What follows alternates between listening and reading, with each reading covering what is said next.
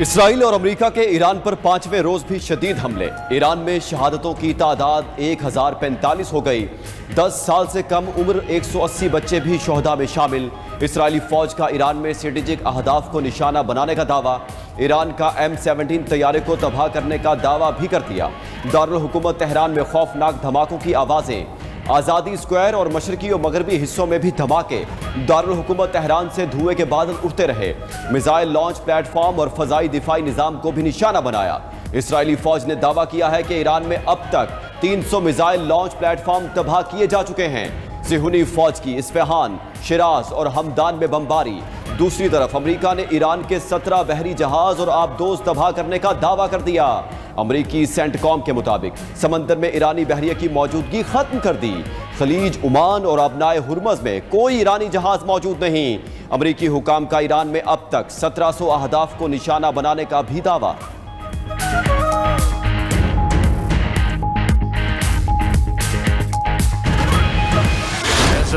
भारत ने ईरान को एक बार फिर धोखा दे दिया। श्रीलंका के करीब ईरानी बहरी जहाज डूब गया। ईरानी जहाज आयरस डैना अमरीकी आबदोज के हमले का निशाना बना। श्रीलंकन बहरिया के मुताबिक ईरानी बहरी जहाज पर मौजूद 32 जख्मी अफराद को बचा लिया। तबाहशुदा ईरानी जहाज से 87 ईरानियों की लाशें निकाल ली गईं। बहरी जहाज पर अमले के 180 अफराद सवार थे। ईरानी बहरी जहाज भारतीय बंदरगाह से रवाना हुआ था। ईरान ने अपने जहाज को कुछ अरसा भारतीय बंदरगाह पर रुकने का कहा था, लेकिन भारत ने ईरानी जहाज को निकाल दिया। उधर अमेरिका की श्रीलंका के करीब ईरानी बहरी जहाज पर हमले की तस्दीक। अमेरिकी वजीर जंग पीट हेग्सेथ ने कहा कि अमेरिकी आबदोज ने बहरा हिंद में ईरानी जंगी जहाज को डबोया। अमेरिकी जनरल कैन बोले कि हम ईरानी बहरिया को तबाह कर रहे हैं। ईरानी मिसाइल हमलों में भी कमी आई है। अब हम ईरान के अंदर बड़े हमले करेंगे।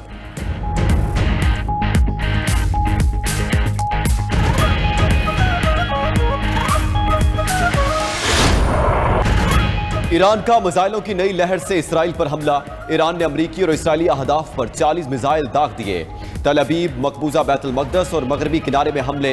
ईरानी फौज की इसराइली और अमरीकी तंसीबात पर ताबड़तोड़ कार्रवाइयां। ईरान ने अपनाए हुर्मज पर मुकम्मल कंट्रोल का दावा कर दिया। पासदाराने इनकलाब का बहरे हिंद में अमरीकी बहरी जहाज तबाह करने का भी दावा।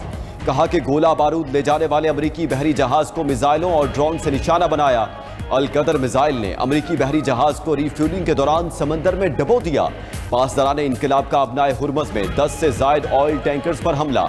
ईरान का रियाज में CIA स्टेशन को तबाह करने का भी दावा। CIA के मरकज को ड्रोन हमलों से निशाना बनाया गया। दुबई में अमरीकी कौंसल खाने पर ड्रोन हमले के बाद आग लग गई। ईरानी मिसाइलों और ड्रोन्स ने कुवैत में अमरीकी नेवल बेस को निशाना बनाया।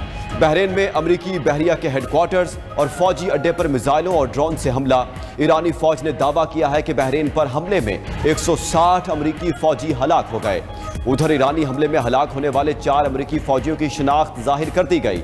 चारों फौजी अमरीकी आर्मी रिजर्व के 103वीं सस्टेनमेंट कमांड से ताल्लुक रखते थे।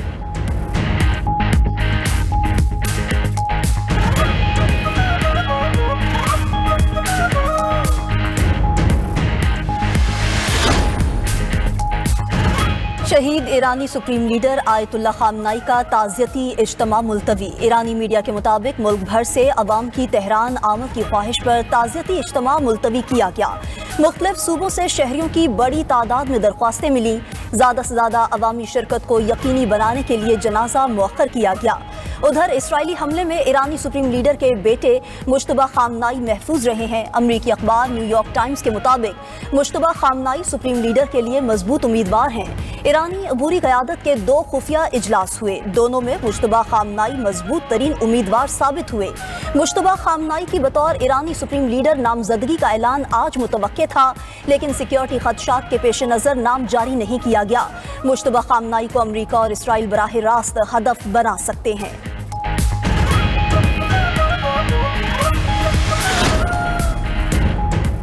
इसराइली वज़ीर दिफा की नए ईरानी सुप्रीम लीडर को भी कत्ल करने की धमकी। इसराइल कोर्ट्स का कहना है कि खामनाई के किसी जानिशीन को जिंदा नहीं छोड़ेंगे। ईरानी हुकूमत की जानिब से नामजद करदा हर नया लीडर हमारा निशाना होगा। नाम कोई भी हो, कहीं भी छुपा हो, उसे खत्म कर दिया जाएगा। ईरानी हुकूमत के खिलाफ ऑपरेशन जारी रखेंगे। उधर इसराइली वजारत खजाना का कहना है कि ईरान जंग से इसराइली मईशत को हर हफ्ते $3 अरब तक का नुकसान हो सकता है।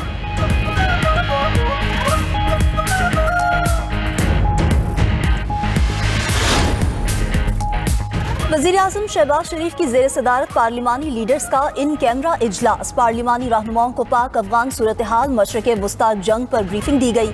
एलामिया के मुताबिक पाकिस्तान की सिफारती कोशिशों पर भी रहनुमाओं को एतमाद में लिया गया। शुरा ने कौमी इत्तेहाद और खित्ते में अमन के लिए सिफारती कोशिशों को सराहा। इजलास में पार्लिमानी रहनुमाओं ने खुलकर अपने ख्यालात का इजहार किया।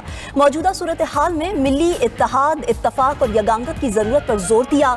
पार्लिमानी रहनुमाओं ने आइंदा के लाहे अमल के लिए तजावीज़ भी पेश की। PTI और तहरीके तहफ़्फ़ुज़ आईन पाकिस्तान ने इजलास का बायकॉट किया। दूसरी जानिब वज़ीर-ए-आज़म शहबाज शरीफ का लबनानी हम मनसब नवाफ सलाम से राबता। वज़ीर-ए-आज़म की लबनान के खिलाफ इसराइली जाहियत की शदीद मज़म्मत। इसराइली हमलों से कीमती जानों के ज़िया पर गहरे दुख का इजहार किया। लबनान की खुद मुख्तारी और इलाकाई सालमियत के लिए पाकिस्तान की मुकम्मल हिमायत का यकीन दिलाया।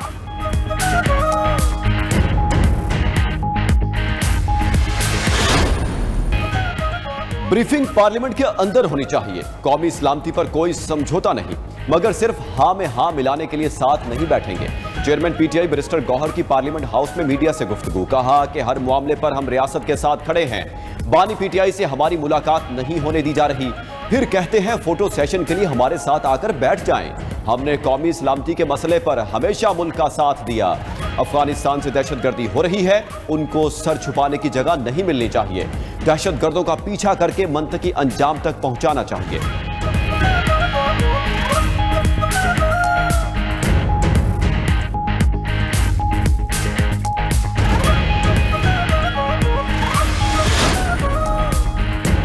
फील्ड मार्शल सैयद आसिम मुनीर का जनूबी वज़ीरिस्तान का दौरा। ISPR के मुताबिक फील्ड मार्शल ने सिक्योरिटी सूरत हाल और मगरबी सरहद पर ऑपरेशनल तैयारियों का जायजा लिया।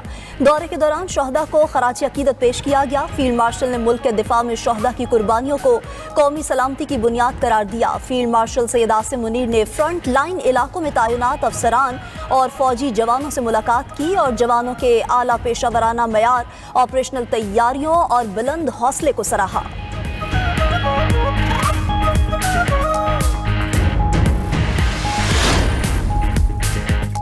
पेट्रोलियम मसनूआत की कोई किल्लत नहीं। पेट्रोल और डीजल का 28 दिनों का जखीरा मौजूद है। वज़ीर खजाना की ज़ेर सदारत इलाकाई सूरत हाल के पेश नज़र तवानाई सप्लाई पर आला इजलास। मोहम्मद औरंगजेब ने कहा कि कतर से LNG की दरामद रुक गई है। मुकामी गैस से तलब को पूरा कर लिया जाएगा। पेट्रोल, डीजल, LPG और एविएशन फ्यूल के स्टॉक तसल्ली बख्श करार। आलमी मंडी में तेल की कीमतों और शिपिंग रूट्स की सूरत हाल पर गौर। मुतबादिल सप्लाई रूट्स और दोस्त ममालिक से राबते तेज करने का फैसला।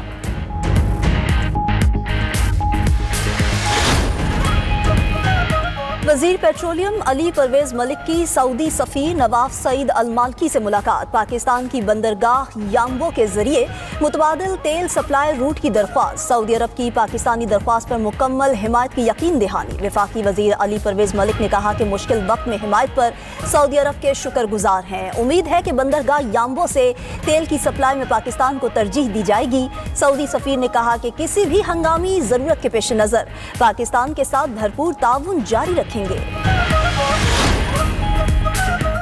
ईरान को जवाब देने का हक महफूज रखते हैं। अमरीकी सिफारत खाने और CIA स्टेशन पर हमले के बाद सऊदी अरब का रद्द-ए-अमल। सऊदी वली अहद मोहम्मद बिन सलमान की ज़ेर सदारत सऊदी काबीना का इजलास। दारुल हुकूमत रियाज और दीगर इलाकों में ईरानी हमलों को बुज़दिलाना कार्रवाई करार दिया। सऊदी काबीना ने कहा कि अपनी सलामती और शहरियों के दिफा के लिए तमाम जरूरी इक़दाम करेंगे।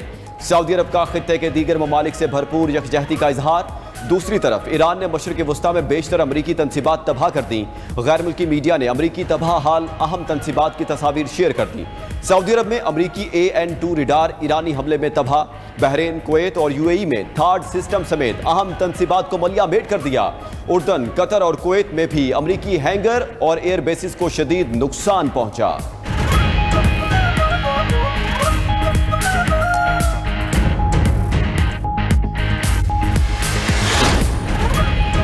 ईरान का तुर्किया पर भी बैलिस्टिक मिसाइल से हमला। तुर्किया की फजाई हदूद की खिलाफ वर्जी पर नेटो ने ईरानी बैलिस्टिक मिसाइल मार गिराया। मशरकी बहिराए रूम में तैनात दिफाई निजाम ने मिसाइल को कामयाबी से निशाना बनाया।